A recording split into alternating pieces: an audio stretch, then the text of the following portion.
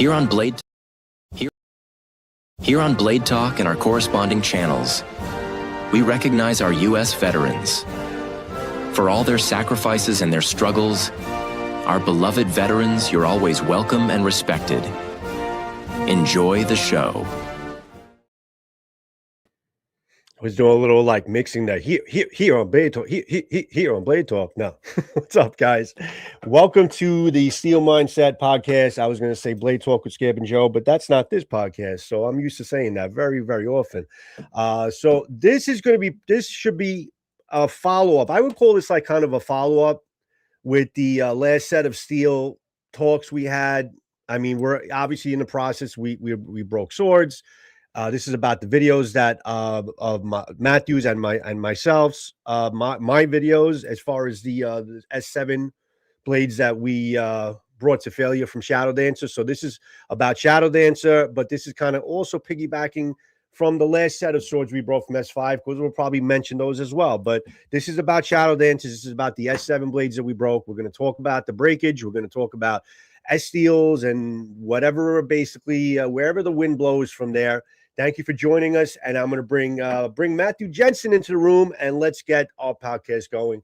And I'll keep the comments open, guys. If you have a question, put it in there. I'll try to visit the chat as much as possible, and we'll bring it on screen, and we'll try our best to address whatever we can. Welcome, guys, and enjoy the show. Hey, Matthew, welcome, my friend. Hello, sir. Hello. How are you? Hanging in, Joe. How cold is it by you right now? Like right this second? How cold is it? I'd have to look. I went out and grabbed some takeout for dinner, and it was chilly. I want to say it's just a little below zero at the moment, but it is below zero. I'm looking at 15. It's pretty cold, but below zero is pretty damn bad. That's bad. It was negative like 30 earlier in the week. Oh so my god. Yeah, it's lots of fun. But that's where I live. So if it's above 70 degrees, Joe, I look like I fell in the ocean, right? It's been negative 30 out, but I still haven't actually brought out my winter jacket. So because you get used to it after a while, and it's just it just becomes fun. It's amazing how much the body can get used to the temperatures. You know? I mean, don't get me wrong. When it gets like below negative 10, it's still chilly for me. I don't like to go on long, romantic walks outside or anything, but the hustle from the car to the office or, something like that, I don't need to bring out the puffy coat yet. Yeah. But I got to tell you, I was trying to basically cut some tatami the other day. What the hell was I cutting? I was one of the European swords, the Windlash. Yeah, the Windlash from Romance of Men. And literally, first of all, I had to kind of soak them. I don't know how you do it, man. But I guess you put them in the garage. I had to soak them indoors because obviously it would freeze up completely outside. And my hoses are all off.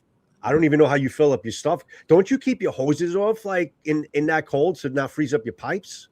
Yeah. You winterize. So I took a 4-inch PVC tube. And so I used to soak them primarily in like a big garbage can outside, right? So I'd fill up the 96 gallons of water in a giant outdoor garbage can and just throw a cinder block on top of it and soak mats. And then when it smelled putrid, I'd kick it over and fill it up again to soak more mats. But because I'm trying to be a little bit more consistent in cutting tatami with class and stuff, I haven't been good at that, granted, but I cut a 4-inch PVC tube, put end caps on it and little twist stuff to seal it. Kind of like what I'm doing, kind of like with the PVC pipes.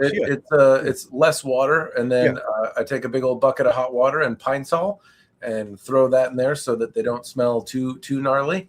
And then that's a good idea. Garage is not too bad. Mm-hmm. So I can leave it in there. When it's negative 20 outside, it still gets below freezing in my garage, but I can, because Pine Sol's in there and there's a manageable amount of water, I can bring them inside and kind of tuck them away then. Right. But the only thing is like, and then I brought them outside, and by the time they basically, you put them on the side, whatever water is in the fibers of the tatami completely freezes up the tatami mat. Yeah. So now it's like hitting like some kind of stubborn block of ice. Huh? Yeah. They turn into not quite ice cubes. The frozen water bottles cut a little different, you know.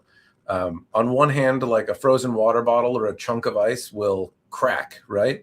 So a big block of ice will split apart, and so you cut it, but then more or less it acts like a maul, and so it splits like wood does almost. Yeah. But frozen tatami doesn't do that, so it just becomes quite a bit more resilient to cut. You're cutting both an ice cube, but because not all of the fibers freeze, it can on one hand be like easier to cut than just a solid chunk of ice, but it doesn't crack apart. So you actually have to cut through the whole mat. The whole mat, exactly. The butt, and it can wreck your swords, and it's quite a bit worse than cutting. Like it turns into worse than a tree. So yes, I agree because I had a tough time. And the funny thing is, Matt, I had two of them that I took out of the tubes, right? So the first one I took out of the tube, I cut with that right away. So that I was able to get through the cuts. I was able to get through them. They were clean. They were fine. The second mat that stayed out a little bit longer, that mat gave me a big problem because now at that point, all right, now it froze up. So it just, yeah, it's annoying. I don't know if I'm going to do mat cutting, not to waste mats around this weather, but we'll see what happens. Just these mats are not cheap, you know? Yeah, that's kind of the thing that I'm feeling is it's really wasteful, right? Like when you screw up a cut and it just like demolishes your mat. It really sucks. You know, you are really not doing yourself any favors with that relatively expensive tatami mat. So when I don't have it bolted, you know, I made a little short about my frustration when I could improperly. I seen that. That was hysterical. That was hysterical. A lot of F-bombs there, man. That was funny. I should put something like that together because I do curse a lot, but I edit that shit out. But I should put my blooper reels together. Yeah, I have a potty mouth. I try to reel it in a little bit just because I know some folks don't like it, and I'm not trying to make the content even more difficult to watch. Yeah. It's less about advertising and stuff like that, and just more about some people find it distasteful. So I do make some effort, but in my daily life, I have a dark, lewd, and potty mouth sense of humor. So it's yeah, it comes out every now and again. So we are following up with our videos that we put out, and it was nice collabing with you again with the videos being released. You as well, sir. And we finished up obviously with the Cloudhammer S5s, and that was an ordeal in itself. And you had quite an ordeal with the S7, given the fact that it's funny because Matt and I speak a lot from time to time, especially with these sword destruction videos and stuff. But with the S7s, we didn't really consult with each other as far as breaking it and what it took to break. I only knew that he was waiting for another S7 blade. So I'm like, oh no, here we go. So we kind of pushed it off. I had this S7 thing. If you guys remember my video, it was warm. It was kind of warm out. So it wasn't the snow that we're dealing with now. So it was quite a while. So we were kind of pushing it off, but I'm glad we kind of just got together and collabed together. So at least we could get this live in. Tell us about your experience with the S7s. If you want to give us a short synopsis of it, and let's talk about basically how resilient or non-resilient these S7 blades were for you. Sure. Well, the S7 blades were, I guess, in fairness, I had one S7 blade, right? So I one of the blades was a different material, and to call it out, like the Hubaloo is that the first time we did this malarkey, the blades were 1070, and that is a less expensive steel. Still a good steel. It's not bad or anything, but it's just not as expensive, and it's not the thing that people were going for. S7 is a little bit more exotic. It's a special kind of steel, and it's newer, and I don't know, little more zazz when it comes to the allure, right? So putting inferior isn't the right word, but a different, less expensive variety is bad. And then when they admitted that they had done it intentionally, it was worse. And that wasn't what happened this time. What happened this time was they sent me accidentally a more expensive sword made of a CPM sword steel, something.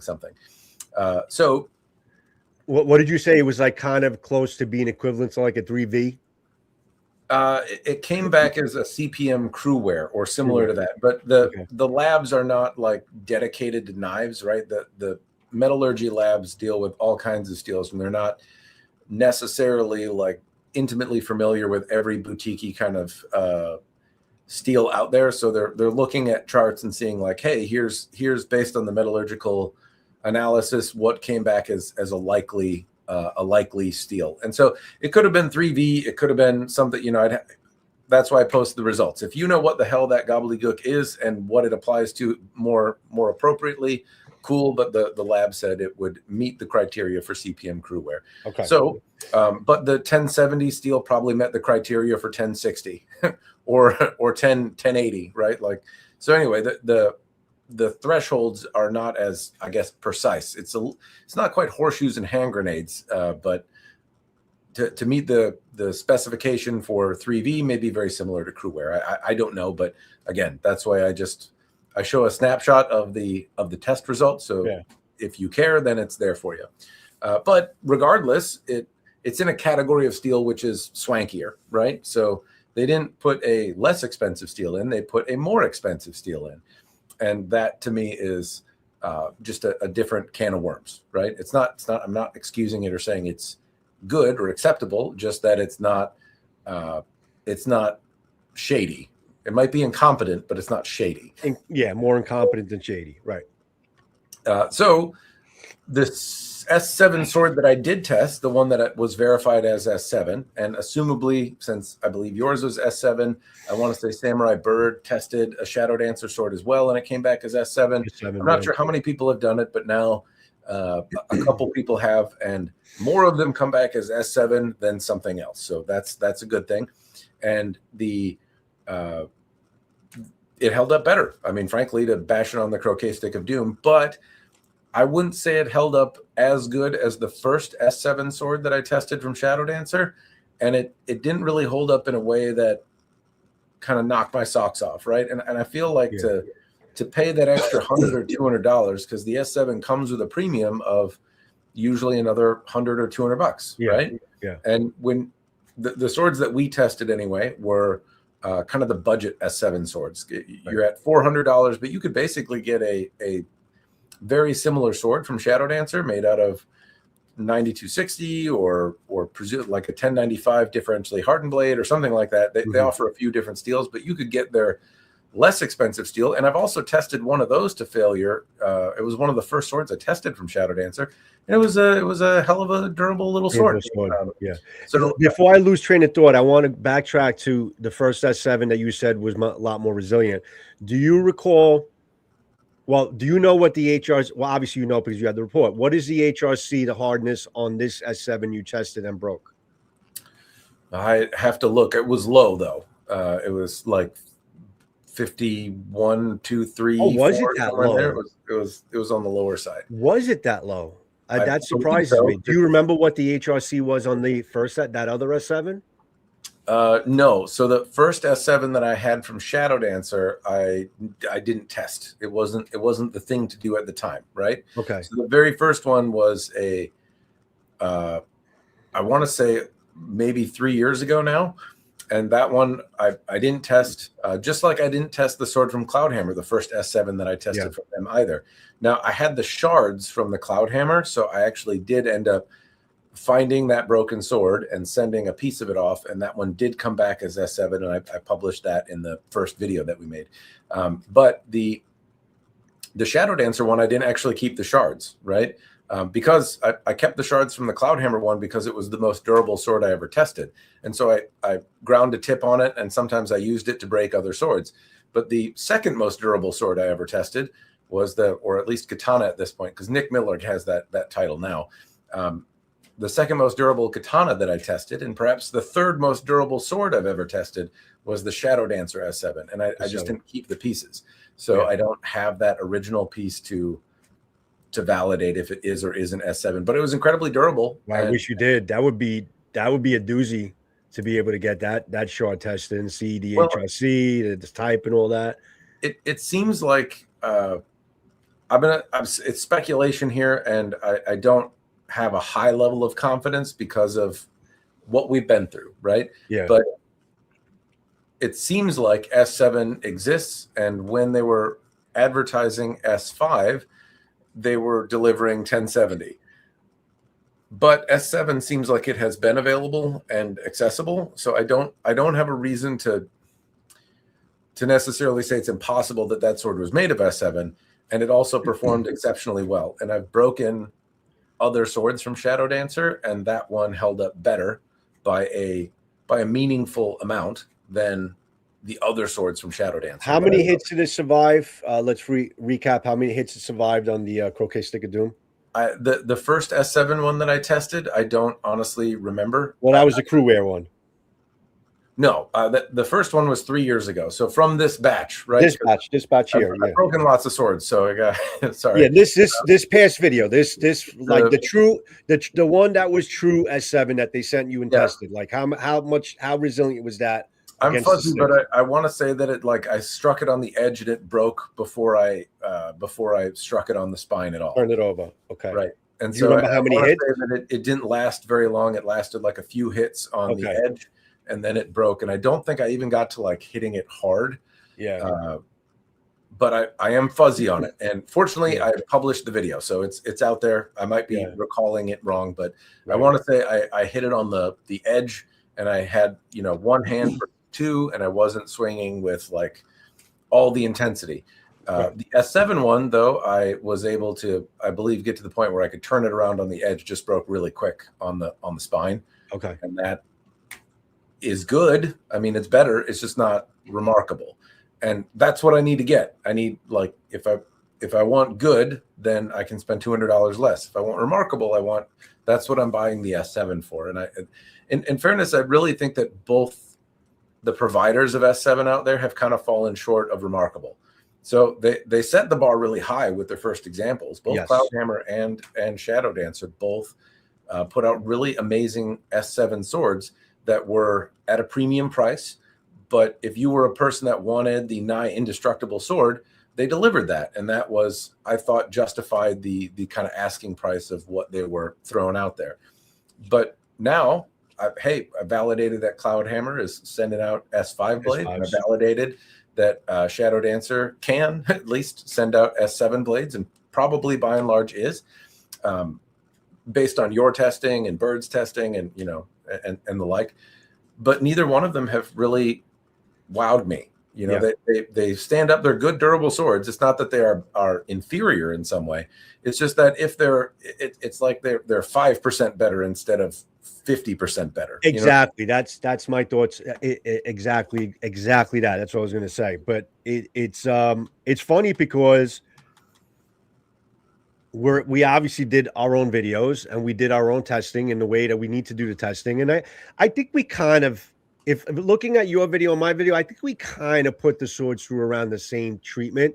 I mean, your Croquet Stick of Doom is like my stone, whatever. I mean, it's kind of like, you get into the really hard stuff that's supposed to break swords, We do normal shit, then dumb shit. Yeah, and then dumb shit. Exactly. So I think we kind of treated it the same way. And the funny thing is, if you look at the lengths of our videos, yours is 29 minutes and 20 seconds. No, yours is 29 minutes and 10 seconds. Mine is 29 minutes and 20 seconds. So we're both long-winded. Right? Yes. So both our videos are pretty much exactly the same length, which is pretty funny. So I'll ask this of chat. Okay. I know we're on your channel, Joe, but feel free to rib Joe if it's appropriate here. Which one of us is more long-winded in general?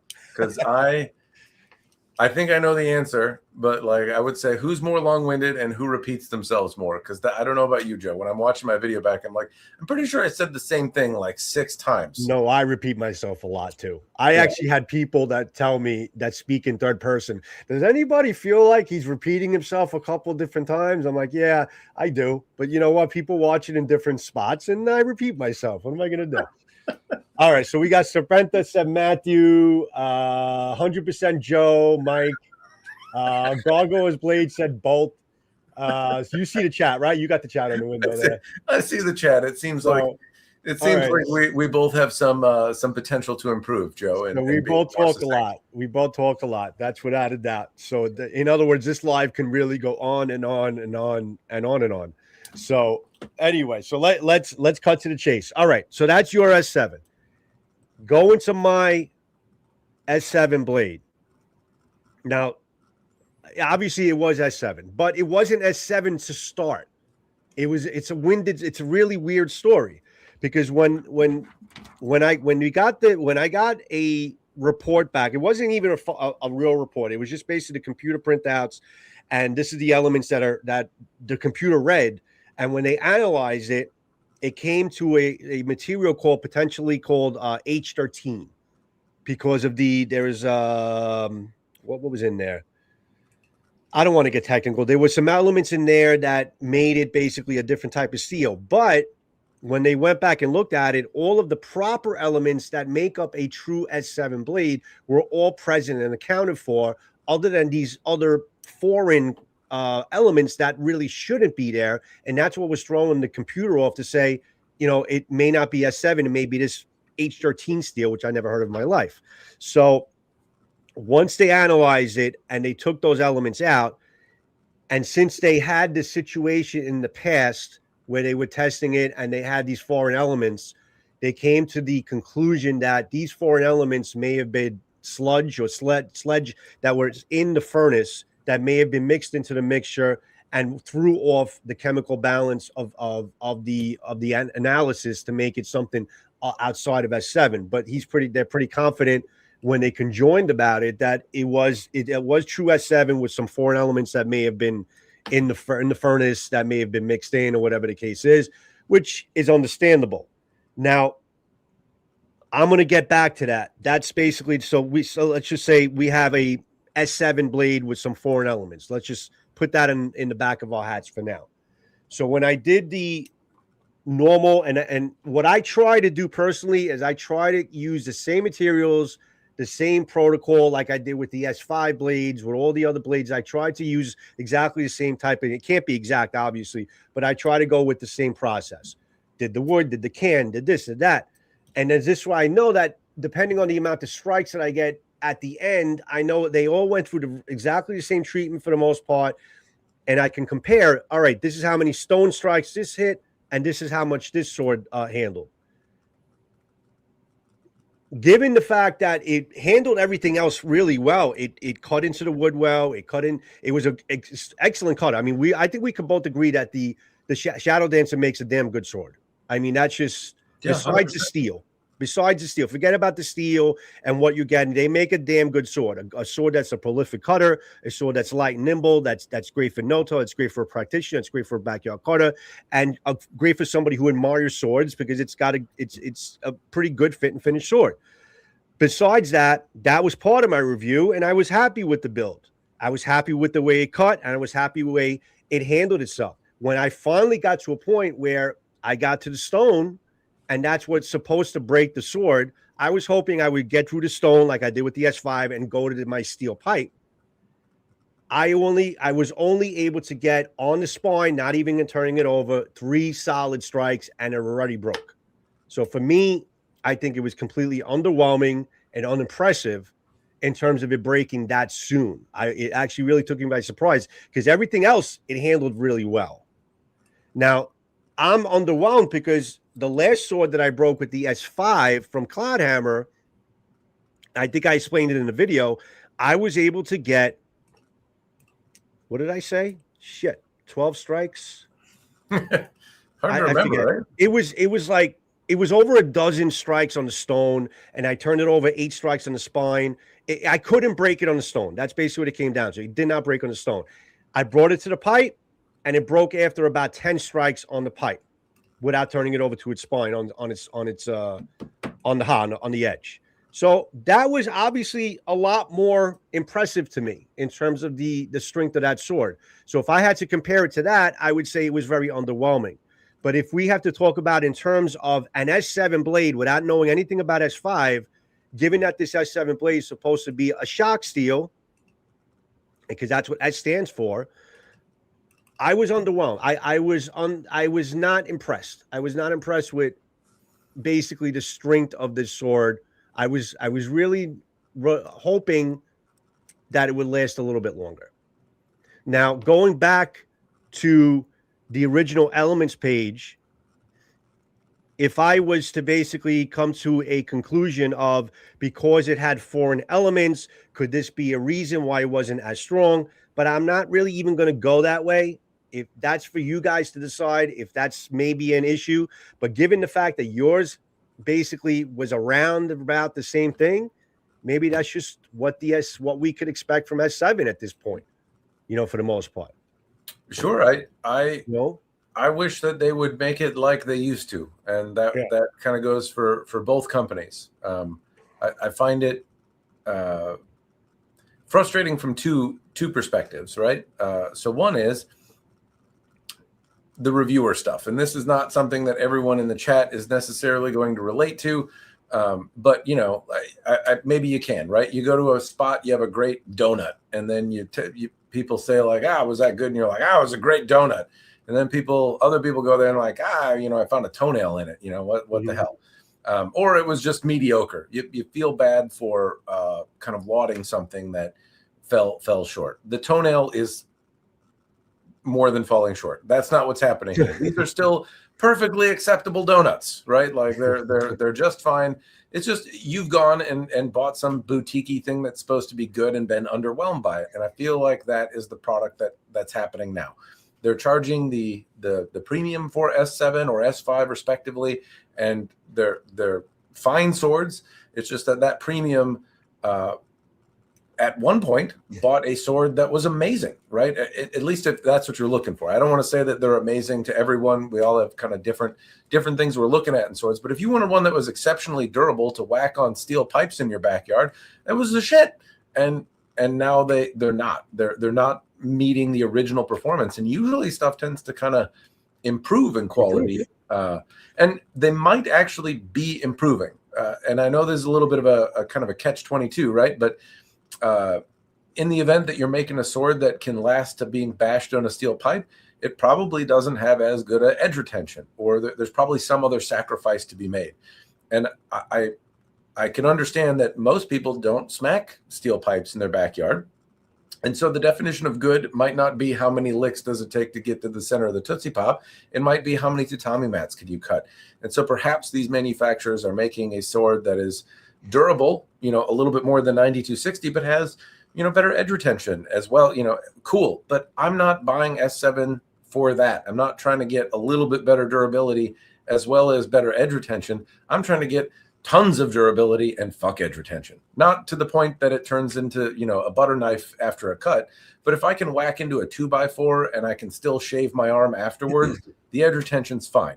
I want something that I can bash into metal pipes and throw at trees and be basically the definition of stupid idiot with a sword, and have the sword be just fine. That's what I'm looking for when I buy that steel, and that I don't think is being delivered. And perhaps there's concessions that they're making to preserve edge retention and provide a more meaningful product to what people actually use the sword for.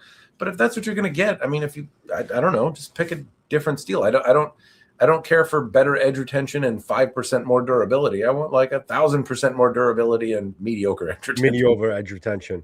Well, it's funny because the HRC on my S7 was actually 59. Wow, it's pretty high. Yeah, that's quite a bit different. Now you got me curious, Joe. I actually have to go and bring up my email and figure out 51 what it was. Seems pretty low. I'm thinking you were like 56, 58. Because then I would say it would probably last a little bit longer before breaking at 51. Because that's soft. That's you would think. You would think. Like using a 1045. 51.8. Say again? 51.8. Oh, it is 51.8. All right, so pushing 52, let's just say. Yeah. Wow. And softer swords tend to stand up to the croquet stake of doom better. Better. So one of the other really durable swords that I've tested on the croquet stake of doom are 1045, like the $60 sword that you can buy also lasts on the croquet stake of doom. Now, it bends over, it starts folding up, and the handle explodes, and there's other problems with the sword, but like the blade holds up better on the Croquet Stake of Doom. Does that mean it's a better sword? No. I mean, you really, that has edge retention that I would say is not what I'm looking for. It really kind of wears quickly, and the blade, when I hit it into the Croquet Stake of Doom, doesn't keep its shape. It starts like developing a recurve, right? So there are concessions, but softer blades, 1045 tends to be a softer material, and at least the way it's heat treated from the $60 katana. But soft swords tend to hold up better. Let me just answer this. It's a through hardened blade, guys. So no matter where they tested the blade, it's the same hardness. So it's not like you have a harder edge and a softer spine, because it's the S steels are through hardened blades. So whether they tested it in the back, the front, it should be technically through hardened, means it should be all the same hardness scale. So it doesn't really matter. What they're also doing, I'm not sure. I'd have to contact the lab to validate, but last time I saw APL for one of the tests that I did provided me with some video footage, and they do on their machine, they take, I think, the average of multiple spots along the, I believe they're testing along the shinogi, just because that's where they ground it flat a little bit. So they use like a some sort of thing to flatten the blade. And it's, some of you are going to say, oh, well, if you grind it, you might mess up the heat treatment. They're scientists that do this for a living. They're not doing it. It's like under some sort of coolant when they do it. And they sent me video of the whole thing. So they flatten out a section of the blade, and then they test like multiple parts of the blade, whatever their little poker dealie is. I am not really describing a scientific method very well, but that's why I send it to people that know their ass from a hole in the ground, and that, you know, like, deliver findings that hold up in court, right? So I mean, I won't doubt it's somewhere around 52. I was even thinking, you know, all right, 59 HRC, it broke after 3 strikes, means that the steel's a little hard. What if it was hard into like 55, 54? Well, would it last a little longer? We didn't really talk about in the video, right? Is I can't fault the crew wear steel was tempered harder. That was like 56, 57, I want to say. But if yours was S7 and 59, well, like that's another variable, right? Because what I'd like to say is that, hey, I got a weird one, right? But okay, I didn't. You got an S7 blade, and I also got an S7 blade on the second try. But mine is 52 HRC, and yours is 59. Yeah. So that's also, I think, something that needs to be more consistent. Now, in the event, because I want to say that in talking to the folks at Cloudhammer, one of the things that they had mentioned is that there's a scale, right? If you temper things at 53, 55, 58 HRC, there are different levels of kind of shock resistance versus edge retention, and finding the balance that's right for the customer is good. And I think a lot of people want a durable sword, but a lot of new practitioners might be buying these swords and hoping to get something that's forgiving, but they're going to cut tatami. So getting an S7 blade that's heat treated higher is going to be very forgiving, but still, not going to hold up to whacking on metal pipes as easy, but it's going to go longer. So they tried to balance things a little differently from what I understand. Because it was sharper. I mean, it's normally S steels are not coming in that sharp. All the S5s I reviewed, that you don't. I came to used to the fact that I'm not getting an ultra sharp steel a sword if it's an S steel blade. I mean, that's just, it comes with the territory. This S7 ended up being, pretty sharp. I mean, not to the point where it's the sharpest tool in my shed that I had on my channel, but it was pretty damn sharp, and it was slicing through the materials.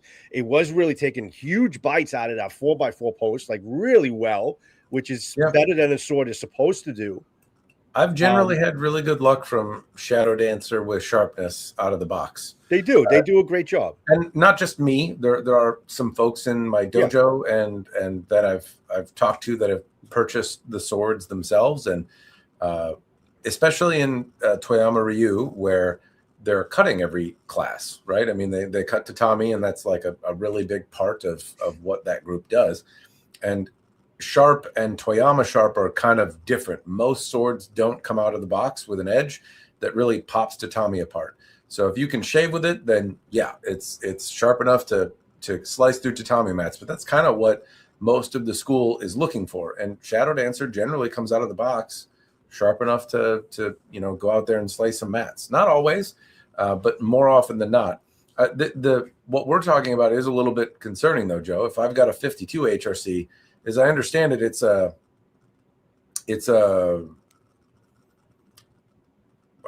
words are escaping me. What's the hockey stick effect? It's like 1 point of HRC it's like an exponential scale or something like that.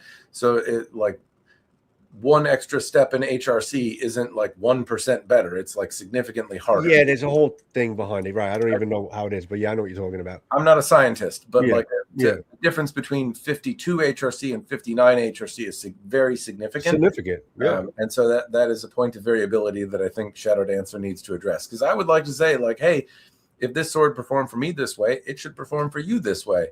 But if you might get anywhere from 52 to 59 HRC, like that's a pretty wide scale. Yeah. And I think that kind of gets to the point of like, do you think it's worth it? And I think Shadow Dancer still makes really amazing swords. I really like them from a practitioner standpoint. I think they're pretty. I like the way they're fit better than just about anyone who delivers swords. There are other companies out there that do a good job. Skydro has done a good job. Huawei has done a good job at like really tight detail and strong fitment. But those also have some customer service and delivery challenges. Shadow Dancer, you buy a sword and you get a sword relatively quickly. And I don't know of anyone else who is doing that and delivering the same kind of fit and finish as Shadow Dancer is for the same price. But if you care about S7, like, I don't know that you're going to get what you're paying for. Right. Well, that's I think if we analyze our videos and your results, my results, I would say that similar, even though the HRCs are different, but I would say that they're similar. Like your socks weren't knocked off as well as mine were. My socks are still on my feet, so it's I think we both have the same sentiment, which is good, because at least it's consistent for the most part. Well, at least I'm glad you brought up the question of HRC, Joe, because that generally speaking, the swords were pretty close in terms of dimension and weight. Yeah.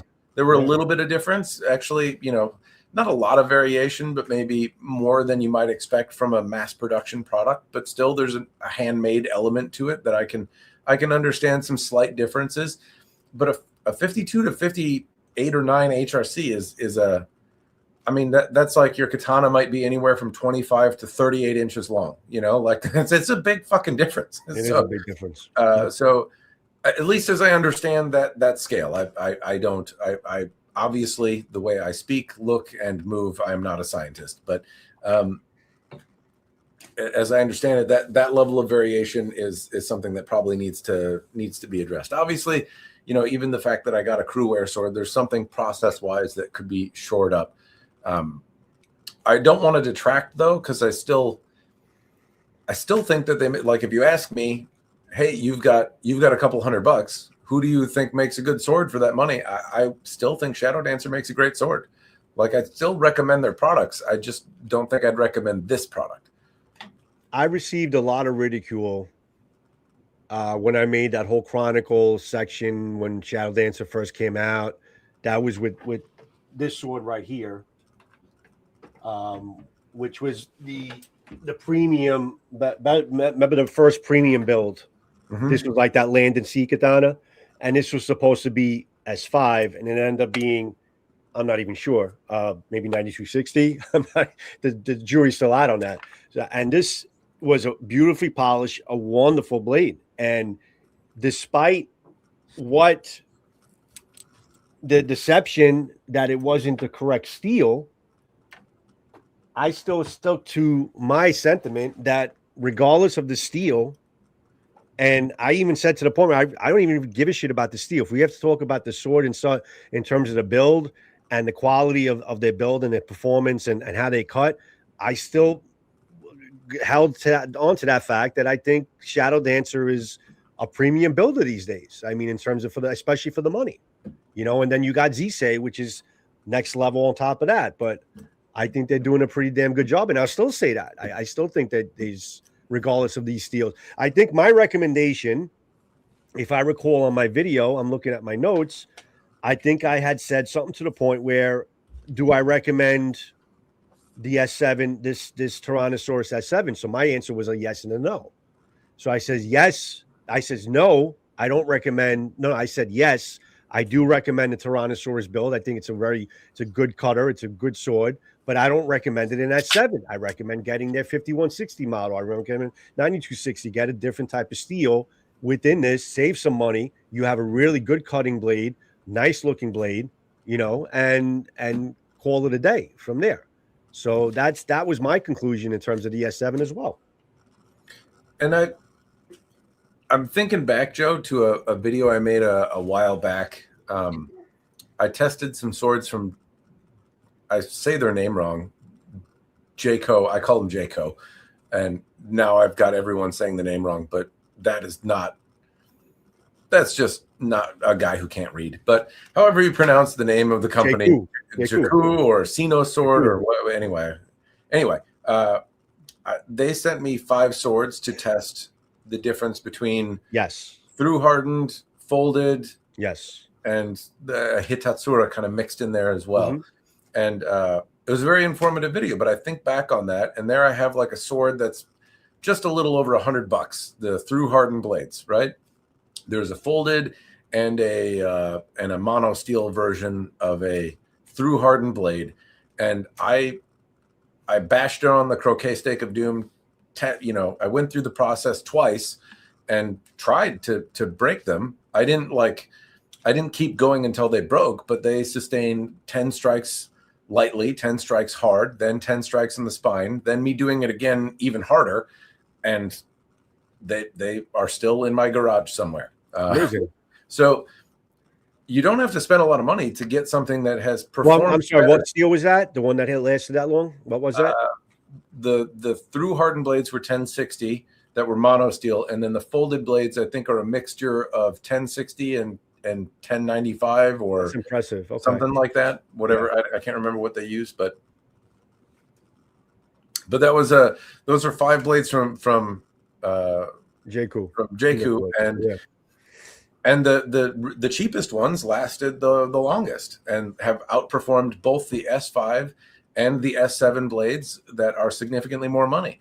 And so at least if you're basing the performance as how many times can you bash it on a metal pole, I'm not saying that is the ultimate test of quality. I'm just saying that there is a person out there who is willing to pay a premium for an indestructible sword or something as close to it as possible.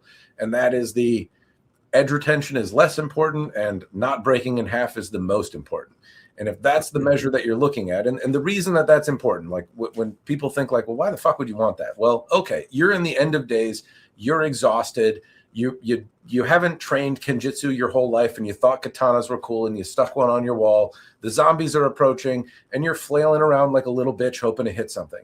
But half the time you hit the zombie, half the time you hit him on the side of the head with the fucking flat of the blade, half the time you whack, pictures off the wall and fence posts and, you hit the floor. And so as you're hitting miscellaneous shit around your house and swinging like an asshole, the blade's going to get fucked up. If you have a differentially hardened blade and you slap a zombie on the side of the head or a person or a post, the blade's going to bend or, it's probably not going to break, but it's going to take a deep set.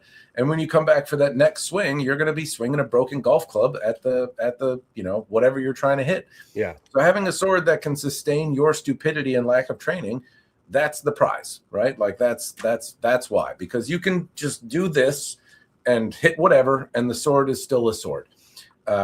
And that would be why you'd want it. So fortunately, I think for the customer who wants that, there is a new contender has entered the room, and unfortunately, it's significantly more expensive.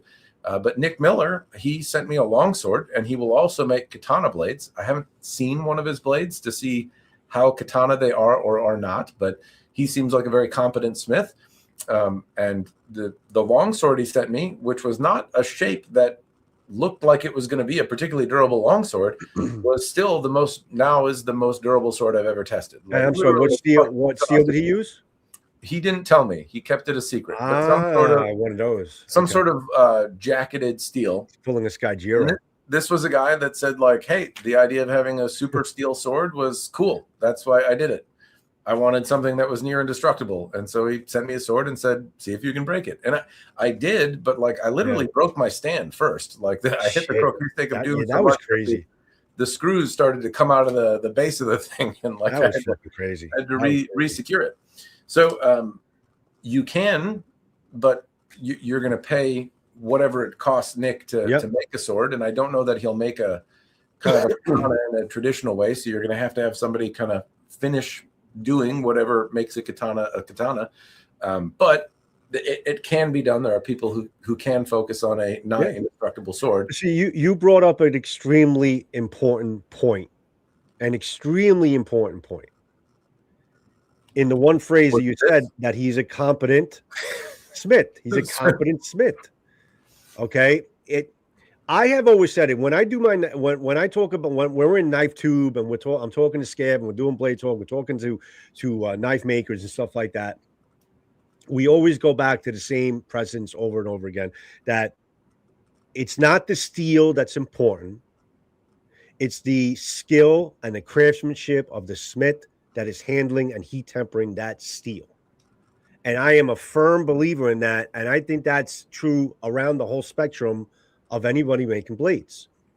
I think that the S steels have the potential of being really good steels because they've been used as shock steels on machines for many years now. I mean, it's not a new steel. It's been used on machines and for a long time. It is a good shock steel. I don't know if maybe it changes the properties, making it into a sword. That's for somebody a lot smarter than me that can make that decision or make that deduction. But I think that these S steels are very hard to work with. And I think they still haven't really figured out the proper way to heat temper or to make these steels into swords to give them their full potential. Now, if let's just say you have Nick, you have your friend that basically made up this steel. Maybe he was using S steels. Who knows? Let's just assume he was using S5. Let's just assume he was using S5, but he was very prolifically professional in terms of working with the S5. He knew exactly how to treat it, and he absolutely squeezed out all of the potential out of that S5 steel. And that's maybe the results you should get from a quote unquote super steel, which is pretty much a marketing thing now, but the super steel coming from him. That's because he was a better smith. And that's why he's going to charge you premium dollar, because he knows shit well that he's making probably the best steels out there. I have a guy that is making knives that he designed the Lilith from Tops. And I spoke to him personally, and he does an amazing job, heat tempering his blades. I mean, I seen him break stone with his knives. I mean, like amazing stuff. I mean, it is possible, guys. It's possible.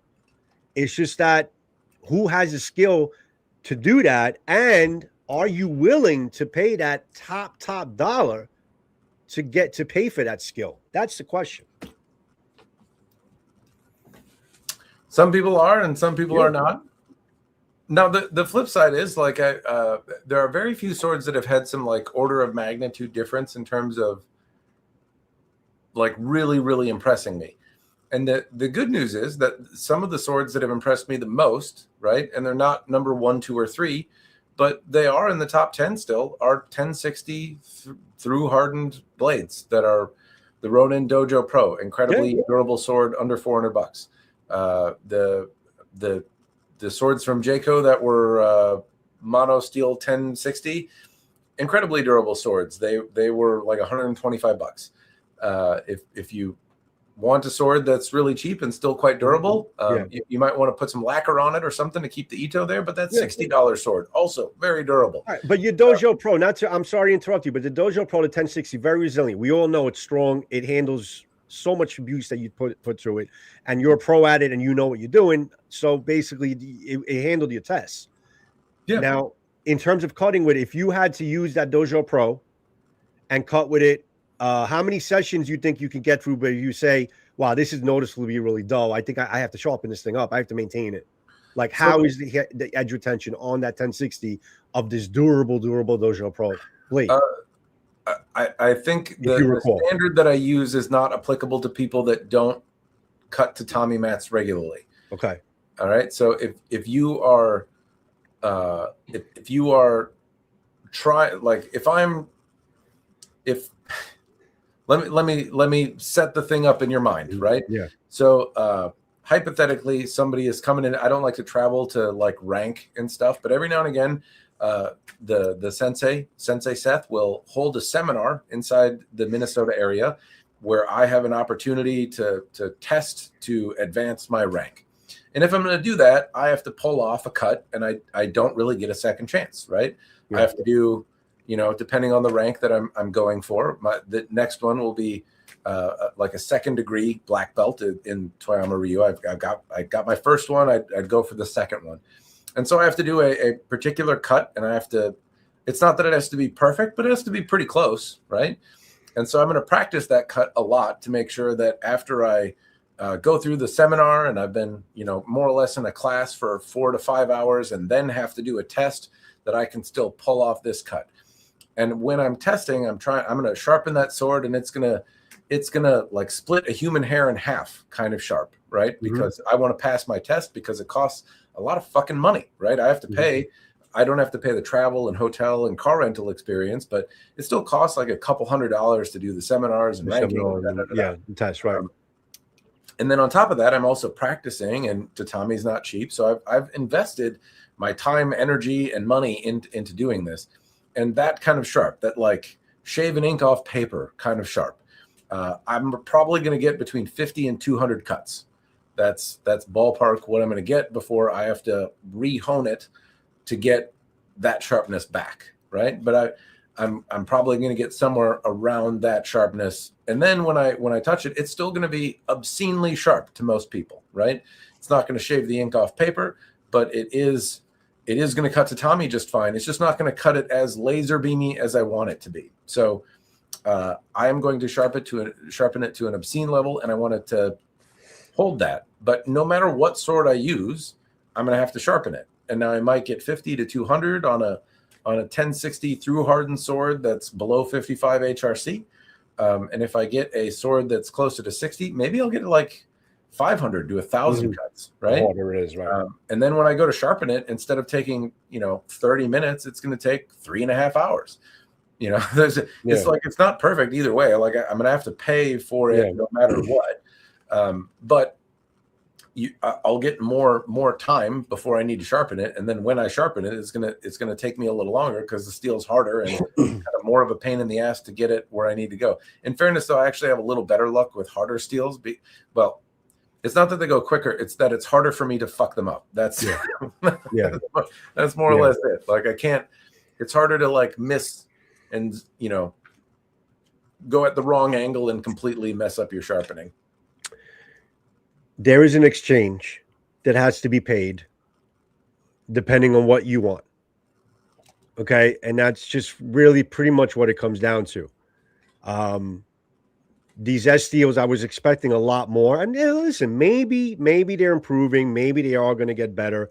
But technically speaking, there is an exchange that you have to make. Now, unless we come out with, me personally, I want a steel that's going to have an incredibly hard edge that's going to basically have the edge retention that I could get through 1,000 cuts, but yet I wanted to be able to basically cut steel. That's my ultimate katana blade. Is it a pipe dream? Of course it is, but that would be my ultimate blade. You know what I'm saying? Something that's that resilient and can also still be that sharp for that long.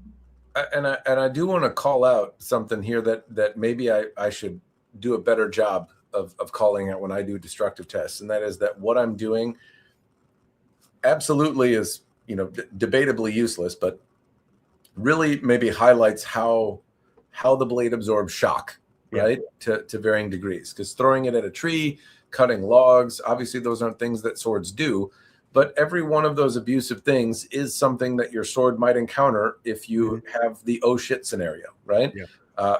swords aren't axes. They don't cut logs. No, but they might run into shields or armor, right? I mean, they were used on a battlefield, and whacking a log is not the same as it's not the fleshy bits you're going for. But if somebody holds up a shield or comes at you with a pole arm, it's not entirely dissimilar. Throwing it at a tree, that's a dumb thing to do with a sword, but it's not entirely dissimilar from somebody smacks you in the hand and your sword goes flying off your horse, right? Right. Or hits it or something like that. So they're not one-for-one analogies to what might happen on the battlefield, but they do kind of represent some kind of rough and tumble thing that might happen, and is your sword going to survive and still be a weapon? But what I don't do is really show edge retention. It takes a lot, and to show edge retention, you need to have like a stable medium. As I understand it, they do. There's like a standardized kind of paper, and they cut it several times until the edge doesn't cut through. There's a scientific methodology to it. I just haven't found a way to really do it in a meaningfully useful way. So I don't do it really at all. I don't have the closest that I did was on that video with the Jayco swords, where I cut branches, but then I hammered them into a copper pipe, and I examined the edge damage from the copper pipe. And the differentially hardened blades had deformation. They kind of rolled over, and the differentially hardened blades didn't. They cut through and didn't show any edge damage. And so that was the trade-off, right? Like, hey, that I whacked it into a metal pipe or the croquet stake of doom, and the swords didn't break. But when I tried to chop through a copper pipe, the through hardened blades had damage to the edge, and the differentially hardened blades did not. So it is all kind of trade-offs. Just what I do doesn't really highlight edge retention. Yeah. And I don't know that what you do is either, or I'm not sure outside of the scientific methodology how you would highlight edge retention. The only way that I can try, I have in the past, if I recall, highlighted somewhat edge retention, is if I'll revisit the sword over and over again. Like my XL, my Practical XL, I can probably make a conclusion as far as what the edge retention is. I mean, listen, we could talk about that. If I started talking about that steel, then everything that basically we're talking about now doesn't even make any sense, because that's a freakishly strong sword. I mean, it just is. I mean, I put that shit through a lot. In terms of edge retention, I mean, I guess I can look at certain blades and say, all right, I have sharpened this sword. I've had this sword for 7 years. I've done so-and-so amount of cutting, and I can have a mental note to say how well I think. Thank you, Michael, for the gift and membership, buddy. I appreciate it, as always, my friend. Thank you. How the edge retention is if I revisit swords. But that's something I would have to really just think about. But if I have to think back, I would say any T10 blade that I've had has had pretty damn good edge retention, where I didn't feel like I needed to sharpen it over and over again. Most of the Hanwei blades that I've used, what did I use? 5160? 1566? 1566, I believe they use. And on the Practicals. And the first Hanwei that I had, the Practical XL, I've had it for about 7 years now. I think, honest to God, I've sharpened it about 3 times total. And I did a shitload of cutting with it, aggressive cutting with it. Even brought it to Florida with me, brought it to Florida Swamp. I did the vines, I did the trees. I did a lot of stuff with it. So that's the best way that I can speak about edge retention for the most part. But I understand what you're saying. It's a tough call. It's a tough way to really make an example of it, other than maybe just recalling how much cutting you did with a particular sword. Yeah, it's a tricky one to do, and I'd have to compare it to others or use standard mediums, and I don't. Something to think about, though. I mean, the only way, when I've watched other knife people do it, they'll like have a kind of a coarse rope, and they'll see how many times they can, cut into it before they notice like it's starting to not cut easily through the rope. But that you have to cut like 600 times, and then you find out like it's not moving through anymore, and that seems really boring. And I don't want to do that on camera, Joe. Yeah, I know. But it wouldn't be too hard to get some like thin copper pipe and try to baton it with a rubber mallet or something. But I don't know if that's useful or not. Anyway, just worth calling out that like edge retention isn't the focus of the testing that I do. But in fairness, I don't think it's the focus of the steel. And I could be wrong. maybe I don't know the customer for this, but when I think with my own money about what do I want an S7 blade for, I want stupid durability. Cool. That's what I want. Yeah. I mean, I care less about edge retention, and I want it to, if it's close to what 1060 is, that's, good enough for me. I need to be able to whack into a 2x4 and not lose my kind of hair popping edge. But, after 10, 15 cuts into a 2x4, if I lose that kind of hair popping edge and it's only sufficiently sharp, that's okay. But that's more or less the sharpness that I'm looking for. But in exchange for the loss of edge retention, I want to be able to like accidentally hit a brick wall and not have the sword really. I'll lose the edge, obviously, but like I don't want it to shatter, break, turn into a helicopter of doom, etc. The only thing that I can, because I had I'm trying to get a feel for the comments that were made on the video that I put out, and especially with the S5 that really came very dull from Cloudhammer. They improved the second time around, not too much better, but better. One of the biggest complaints was they want it sharper. They want a sharp blade. They feel like, a good cutter is intended to be, a good katana cutter should be sharp and not hyper durable. And my answer was, well, then this is not the steel you're looking for. This is not really your market in the steel. There's a million other really wonderful steels out there that you can invest your money in. So really, the long story short of all of this, and I believe that you'll probably agree with me, or you could put it in your own words, guys, you have to basically, whatever we do, we're just basically having fun with our stuff, and you guys can take whatever you want from it, and you make your own decision as far as what you think is going to be good for you or not. You have to be smart, do your research, even outside of our videos. Don't rely on our videos to make your decision. You got to do your own research, look up the steels, look up the chemical, the properties, look up to see other videos. You have to educate yourself.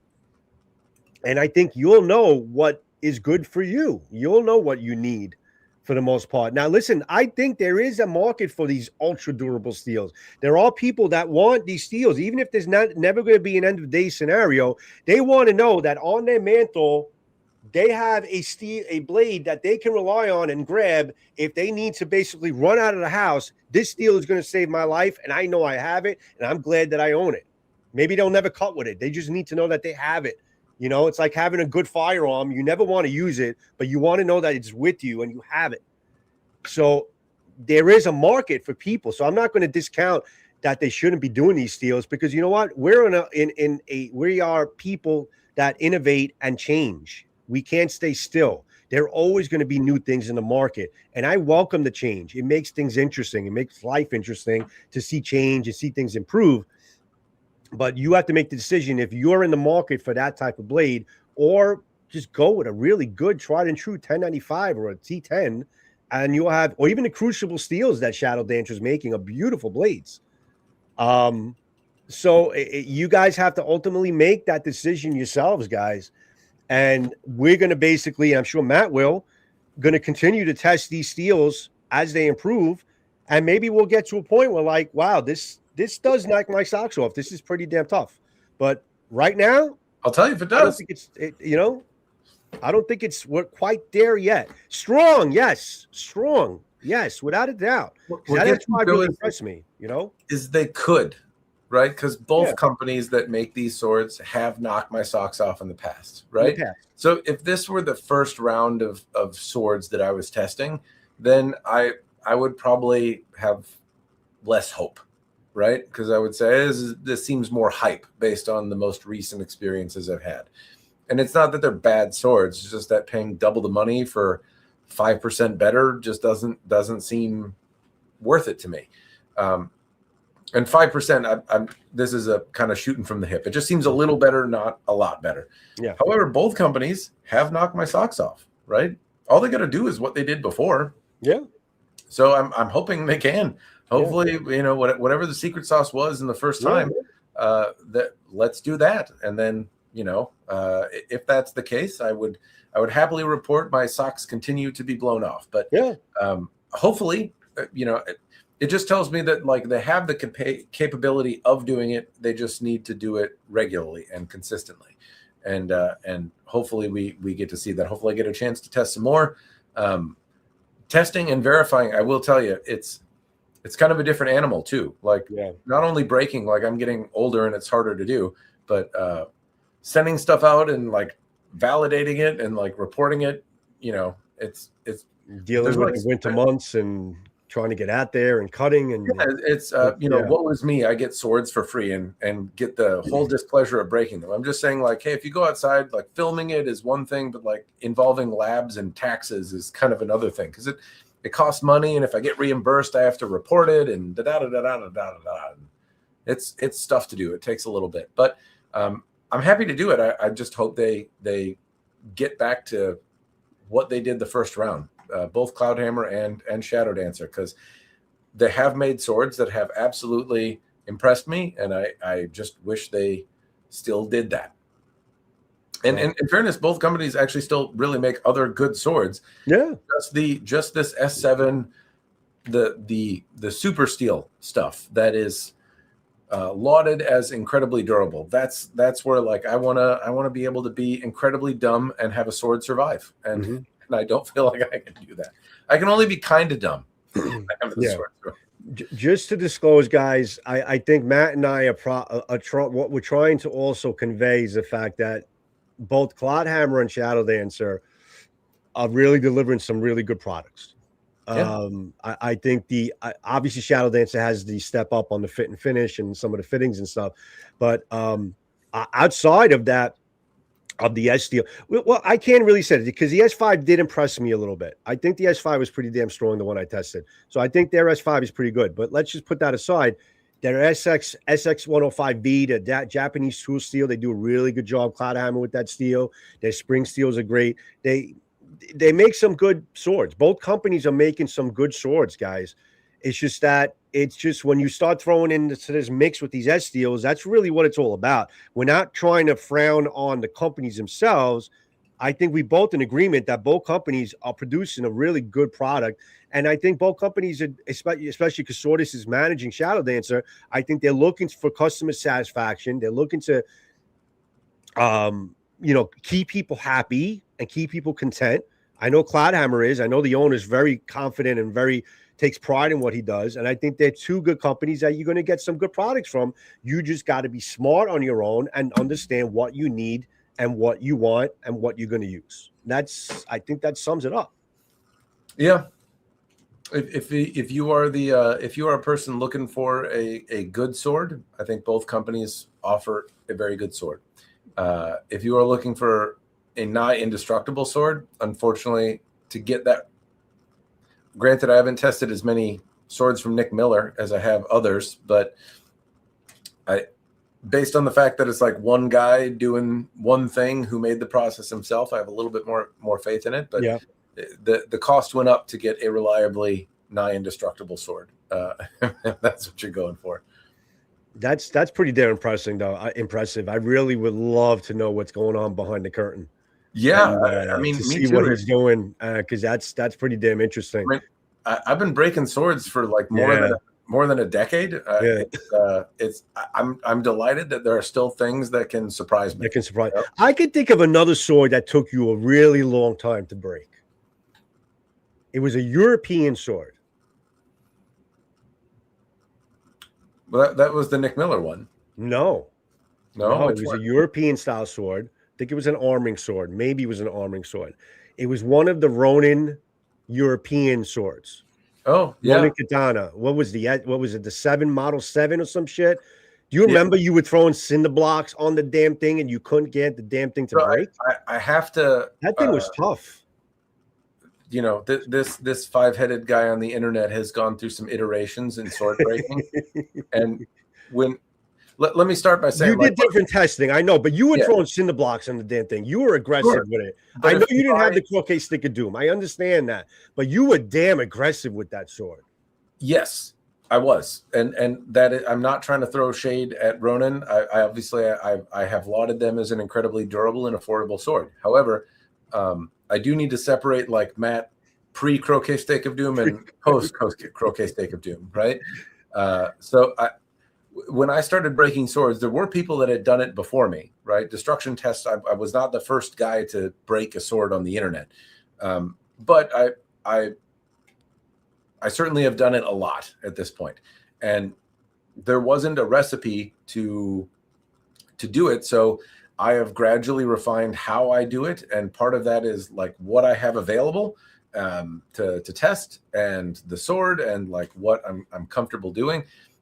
That sword though is like really early in the sword breaking side of things. So in terms of destructive tests, that was pretty early, like probably first 10, 20 swords that I broke, right? Yeah. And because of that, like I didn't have the croquet stake of doom, but I also didn't understand like damage one side, then reverse and strike on the other, right? Yeah. And that is a much more efficient way of breaking it. I also had like much less comfort in terms of safety, my form, and how powerfully I could cut with one or two hands. Just like I'm a bigger guy now too. I was probably a $180 at the time, and I'm 250 pounds. You were thin. You were thin back then. You were a lot thinner. Yeah. I mean, 180 pounds is not teeny, but like I weigh a lot more now, like so. It's a little different, and so as I compare that, I threw cinder blocks at it because I had swords fly back at my face, right? And that is a wildly uncomfortable thing to have happen. I know. And so if I felt like, hey, could I brace it and throw things at it? And it made for very interesting, like it made for a good visual, but I don't know that it was, the sword is still incredibly durable. I'm not trying to dog. Yeah, no, it was.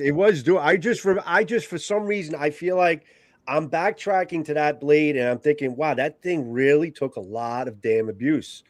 And I understand obviously it's different, but I get the feeling a lot of swords would take that kind of abuse if I did similar things and I could get similar visuals. It just wouldn't be as helpful or safe.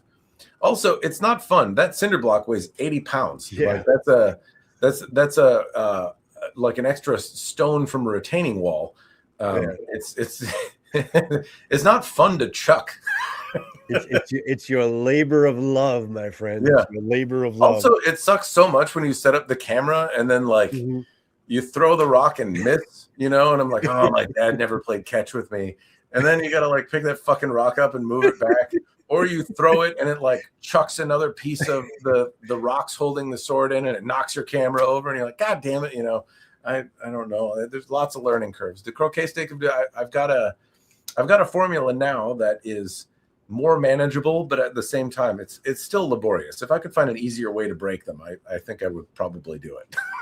Even easier. How it is, Joe. Like it's like it's not that I enjoy looking like an asshole that doesn't know what he's doing on the internet. It's not my favorite thing. I've done it for 10 years, so obviously it's not that big a deal. But when you go to class and you're just trying to learn how to do something, and you're focusing on like how to move, and you don't have to like manage multiple cameras and batteries and sound, and is it focused, and what lens do I have, and did I turn it on, and like is it in frame, and all of that, it's I don't know, like all of that going through your head at the same time really tends to just make it a different experience, right? Like I feel like a lot of times people will critique like, hey, you look like shit, and I'm like, I know, I'm looking at it, and it's not my best performance, you're right, but I'm also doing 6 things at once. You just don't see it. You don't see it. Exactly. Nobody sees it and nobody understands it. Well, it's a one-man show over here. I understand. We're all one-man shows, and you treat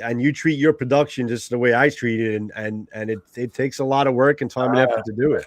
I appreciate that you would put me in the same ballpark. Of course you do. I bow to you, cinematography Joe. Yeah. I don't have. I listen. I'm the first one to say, Matt, I'm a lot better behind the lens than in front of the lens, and that's always my strong point, is behind the lens. Do you know how much work it takes to like remove the glare from this dome over here? Like that's why I wear a hat all the time, so I don't have to bother. Less editing. Less filters I got to put on the fucking camera. Yeah. Oh shit! But listen, on behalf of everyone that views your channel, Matthew, thank you for making sword breaking popular and being as good at being as good at it as you are, even though you think you're not, you are. And I learned a lot from you, and I appreciate the guidance and kind of helping me get my own system going. Because obviously, you know, I'm a newcomer to the game, and I'm having a lot of fun doing it. And I attribute it to basically watching you for years and years and years breaking swords. So I thank you for that. You've seen somebody do it wrong. Now you can figure out how to do it right. Right. There you go. You know, but I think that's about as much as we can say here, guys. I mean, you saw the videos, you can go and rewatch them again and see how long it took to break and compare it to other swords that we broke in and Matthew broke and I broke and make a decision yourself. Ultimately, I think we both make that decision that they're not quite there yet, but they are pretty damn good, strong steels, but they're not quite as strong as would warrant the extra price that you want to spend. And there are other options from these companies that might serve you better. So, I mean, and then you guys make the decision yourselves, guys. That's really at the end of the day, it's all about you. It's all about you. I couldn't agree with you more, Joe. If you like what Cloudhammer's putting out, Sure. I would lean more towards their SX105V. I like the Ito that they put on the swords. That jacket leather feel is really nice. Very good. They make a solid sword. They're good people. If you like what they're putting out, I don't know that I would gravitate towards their S5 offerings unless they said, hey, we resurrected the recipe that Matt broke with that S7 or somehow improved upon that formula, then I might give it a whirl. Likewise with Cloudhammer, or I'm sorry, with Shadow Dancer, I don't know that I gravitate towards an S7 offering, but I do like, if you put the 1095 differentially hardened blade, they make beautiful blades with lovely polishes and good fit and finish. If you're a practitioner and you care about that kind of fitment stuff, it's hard to recommend somebody that's going to reliably get you a sword at a good price today. So I'd still say both companies make really, really solid products. Just these aren't the ones that I would spend my money on. Right.